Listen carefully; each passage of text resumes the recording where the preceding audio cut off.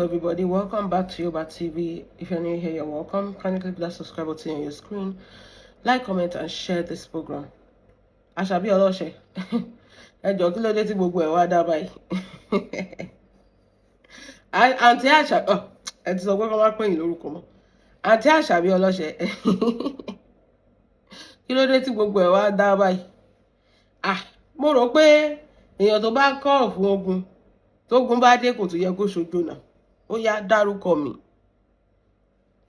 Àṣàbí Ọlọ́ṣẹ́, ó yá dárúkọ. Ó ní wọn pè é ní àǹtí.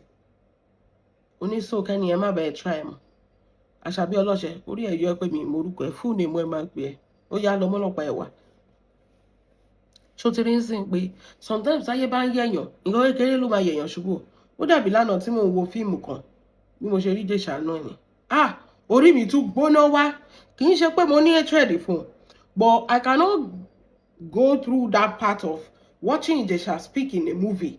Kì í ṣe òun ló ṣe fíìmù, wọ́n feature ẹni o. Speak in a movie and without me having a glimpse of everything that happened. Bó ṣe rí nìyẹn. There are some scenes ọmọ mi ò lè darí jẹ́ o. Tó yẹ pé ọkọ àti ìyàwó irú ti ẹnjìnìá Lágbo tó dóyàwó ẹ̀ tó fi sábẹ̀ rìkọ́dà wọ́n lè darí jẹ́. But nǹkan tó bá ṣe yẹ kó cross line kó lọ máa dánmọ kékeré. You are a pedophile lead. I cannot. Kò dẹ̀ sí pé wọ́n parọ́ mọ́ ẹ torí gbogbo wa la rí fídíò yìí. A dúpẹ́ lọ́wọ́ Ọlọ́run pé fídíò wà. Torí àjẹ́ bẹ́ẹ̀ bá parọ́ pé wọ́n parọ́ mọ́ ni.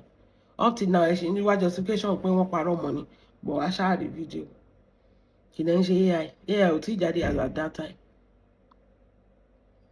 So Àṣàbí Ọlọ́ṣẹ́, problem tí mo ní pẹ̀lú ẹ ni pé ṣé mo páyé ti ń yẹ bọ̀ táyé bá ti ń yẹ̀yàn náà ni kéèyàn wà careful. Káyé má bàa yẹ̀yàn ṣubú. Ṣọ́dọ̀ àwọn tó ń pàtẹ́wọ́ fún ẹ ibi tí social media Nàìjíríà burú dé nìyẹn. Àwọn náà ló tún máa turn back tó tún máa fi ẹ̀ṣẹ̀ sìn as simple as that. Ṣé rí problem tẹ ní nìyẹn tẹ ti jẹ́ celebrity. When you become celebrity ìka kan ò wọ̀nyí dì mọ́. Ó sọ pé àwọn ọba báyìí ló tún toast ẹ lójú ara ẹ ó ti arrive. My dear, no, you have not even climbed anything. Step 1 gan ò tí ì gbé. You just saw the glimpse of sórí ìrẹ́ra ẹni sílẹ̀. Nǹkan kan pé celebrity ni. Ṣé olówó tó Fúnkẹ́ ni? Ṣé olókìkí tó Fúnkẹ́ ni? Ṣé ọmọ ẹ̀ tó Fúnkẹ́ ni? So which celebrity are you? TikTok celebrity? No, èmi ò drag ẹ̀ o. Ó tọ́ ọ̀rọ̀ náà ni o. Ó ti wá di pé kọ́ máa lo àǹtí fún ẹ kọ́ máa pè é ní mọ́mì. Ṣé o gbádùn? How old are you? Ṣé torí pé o ti rí báǹkù bí ẹrù olè? How old are you? Kí ló jẹ́ orí ẹ̀? 40 something. And so? Ṣé bí ẹgbẹ́ àwọn ẹgbẹ́ ṣe rí náà ló ṣe rí yẹn ni? No, let me tell you, are you bí eléyìí mi ṣe wo, are you how will I say it? Ṣó wá mọ̀ lọ máa pick àwọn tó kéré sí ẹ so that they can respect you. Is that the game you are playing? Because o lè wà láàrin àwọn tó gbé dání jù ẹ lọ́nu ayé kó máa sọ pé kó máa demand the respect. Ẹjọ́ Dangote ṣá máa fi bọ̀dà sẹ́yìn Dangote ni àwọn olówó orílẹ̀-èdè wa. Àbí Tinubu ṣáfi bọ̀dọ̀ tí wá rí Tinubu lẹ́nìí Mr. President Tinubu la ṣe máa pè ẹjọ́ ta l'Àṣàbí Ọlọ́ṣẹ́. Ó ní wọ́n ti wá gbé ẹ débẹ̀ sí pé ó yá let's go wo a máa bá ẹ ṣe fracas ẹ a máa bá ẹ tán ẹ̀ tó ó rò pé olóró lẹ́nu no Àṣàbí ò ní Ọlọ́run you will never even see it coming kó tó wẹ̀yìn báyìí àti dé kí ló ń sọ ẹ̀ ó rí pé kékeré lásán preamble tó sáré ṣe fún ẹ ìwọ kan wò pé ṣe ọ̀rọ̀ yìí àbí ọ̀rọ̀ mi. Bó ṣe rí nìyẹn ẹlẹ́nà ti máa lẹ́ra yín sílẹ̀ ìjọba ìlàdélé ayé táwọn ẹ̀wọ̀ rìn. Ṣé ìwọ ò pé àwọn tó ju ẹ̀ kan lọ lórúkọ ni?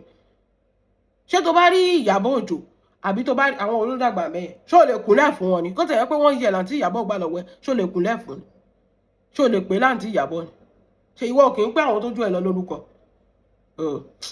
Kó sí lọ. Little kini of flame mo ní àfi flame náà àbí a fame or fame òun ló sáré tán spin sí ẹ lórí tó ti rò pé o ti arrive. My dear, TikTok iná ti mọ̀ ẹ́ o. In fact few people gan ló mọ̀ ẹ́ kì í ṣe gbogbo èèyàn ló mọ̀ ẹ́. So bó ṣe rò pé o ṣe jẹ́ o ò tí ì débẹ̀ tó bá débẹ̀ àwa máa sọ fún ẹ àwa o ò tẹ̀ ní ìdá tí introduce àwa gan la máa sọ pé ẹ má kò yán ẹ kéré ta ni ẹ òun ta cream and so kì í dẹ́ ṣe pé oṣù tí ní empire ni. Ṣé tí àná ni ẹni tí àná empire ṣé o ti ní empire ni ibo ni ṣọ́ọ̀bù ẹ wà ní Lẹ́kì ìwọ no àwọn attribute tó fi ń péyàn láǹtì nìyẹn o ibo ni ṣọ́ọ̀bù ẹ̀ wà ní Lẹ́kì ta la mọ̀mọ́ ẹ few celebrity la mọ̀mọ́ ẹ o àwọn celebrity tó lè máa ń kóyàn mọ́ra ni oh my god ẹ má àti bá máa sọ̀rọ̀ jù àbí kó má dàbẹ̀ ni pé èèyàn kan lọ dààbò ẹni ẹlẹ́ni mo mọ̀ pé ṣe mọ̀ pé fíìmù yẹn mo kàn fẹ́ sáré já ráǹkì ẹ̀ díẹ̀ ni kó lè mọ ibi tó wà òun náà sọ pé ṣébi Sídí ló ń bá wí Sídí gbé dání jù ẹ lọ nínú ká mọ̀yàn ibi tí Sídí máa wọ̀ ìwì yálàjẹ́ ò lè wọ̀ bẹ́ẹ̀ ni ibi tí Sídí bó ṣe ń wo Sídí yẹn tó rò pé tó bá ti rí lórí fídíò òjò kìíní Sídí gbé dání jù ẹ lọ nǹkan tí Sídí ibi tó máa wọ̀ ìwọ ò lè wọ̀ ibo ló ti fẹ́ wọ̀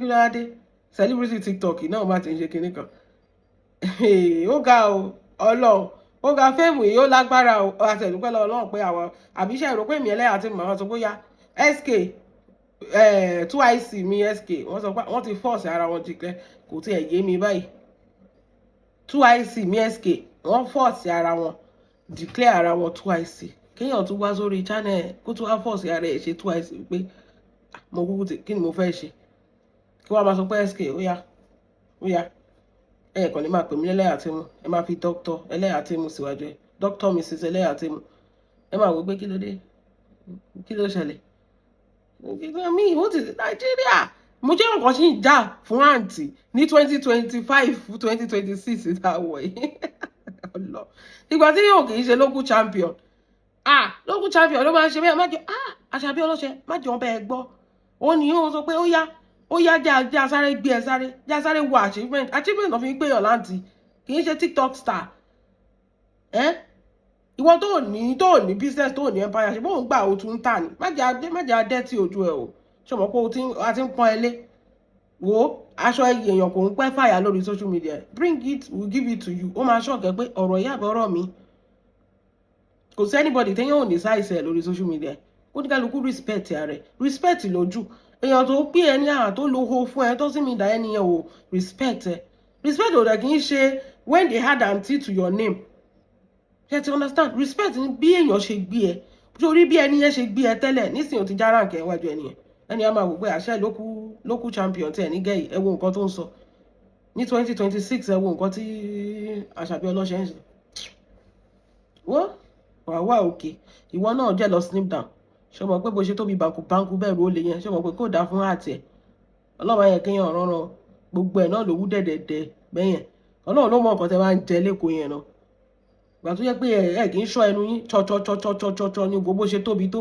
ṣé báwọn ẹgbẹ́ ẹ̀ ṣe rí pẹ̀lú èjì tó péré ẹ̀ yẹn ṣé báwọn ẹgbẹ́ ẹ̀ ṣe rí nìyẹn tábàrí ya 60 ya 58 oṣù tóbi jù lọ kí ló ṣe mi ò fa ṣéèmù ẹ òótọ́ ni mo kàn bẹ́ẹ̀ sọ ni o pé watch your weight you are becoming enormous bẹ́ẹ̀ ni ẹ jẹ́ mọ̀ nǹkan tó bá feel about this video God bless you have a wonderful day bye.